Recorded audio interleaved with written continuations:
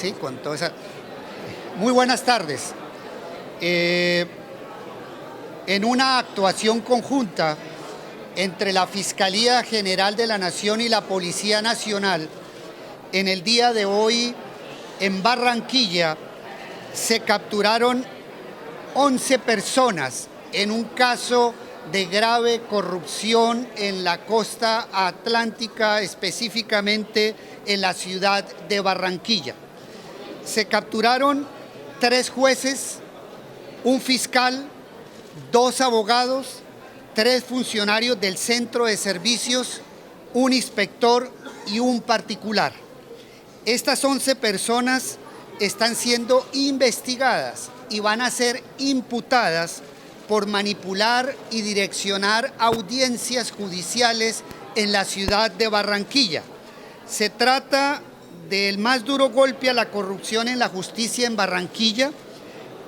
Uno de estos casos están relacionados con el tema del señor Alfonso Ilzaca, a quien llaman el Turco Ilzaca, quien fue uno de los beneficiarios de este grave caso de corrupción en Barranquilla. Los delitos que se van a imputar a estas 11 personas, que incluyen jueces, un fiscal y otros funcionarios y un particular, son los delitos de falsedad documental, constreñimiento para delinquir, prevaricato por acción agravado, concusión, cohecho y concierto para delinquir. El trabajo de la Fiscalía y de la Policía Nacional es un trabajo que se venía realizando desde hace un año, que implicó agentes encubiertos, líneas interceptadas, inspección a proceso y otro tipo de recaudo de evidencias muy importante. Es uno de los casos más relevantes que ha investigado recientemente el eje temático para la corrupción en administración de justicia de la Fiscalía General de la Nación.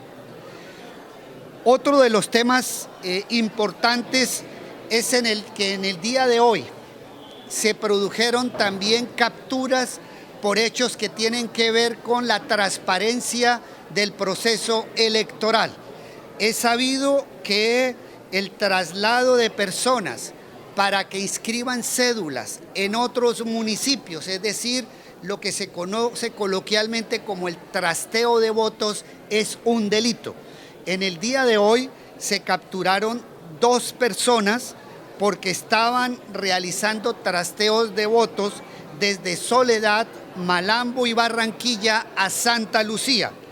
Estas personas, las 2 personas capturadas, trasladaron a barristas de equipos de fútbol y además movieron más de 140 personas entre enero y abril para hacer fraude en inscripción de cédulas. Por esa razón se va a hacer imputación por falsedad, por fraude en inscripción de cédulas, y las audiencias se llevarán a cabo en Soledad, en el Atlántico. Existieron capturas y allanamientos en el día de hoy. Otro tema tiene que ver con una demanda de inconstitucionalidad que como fiscal general de la Nación presenté el día miércoles a la Corte Constitucional.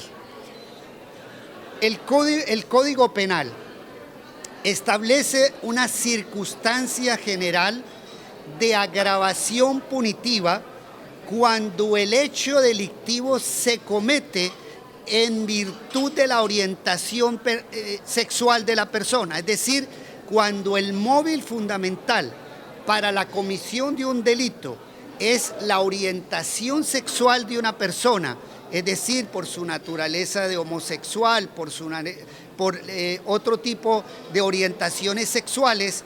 En esos casos hay una agravación punitiva general señalada en el Código Penal.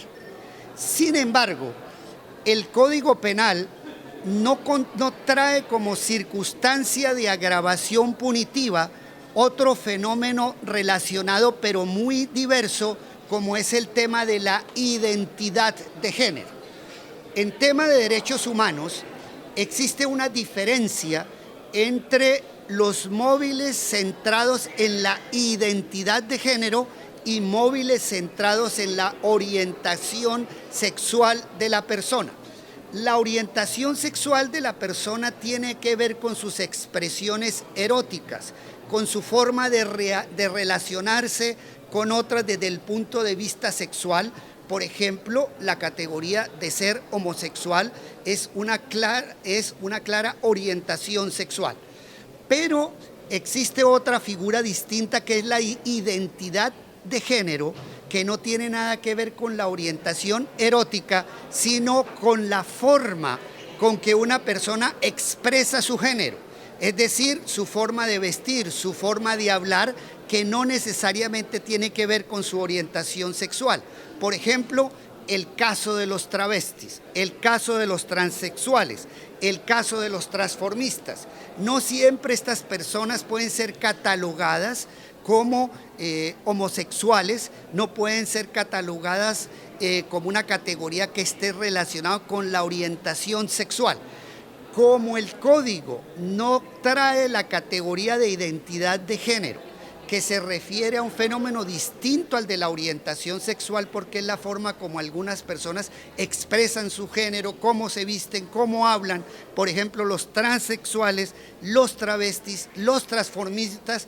La Fiscalía personalmente presenté una demanda para que la Corte Constitucional extienda la protección a personas que son víctimas en razón de su identidad de género. Es decir, queremos que se aumente la protección a los transexuales, a los travestis, a los transformistas. Cree la Fiscalía General de la Nación que existe un déficit de protección, que es un acto discriminatorio del Código Penal que no se haya incluido a esta categoría. También en la demanda tuvimos en cuenta otro hecho, y es el de que en muchos temas del Código Penal se consagran circunstancias de agravación punitiva cuando el móvil del delito está relacionado con la orientación sexual de la víctima.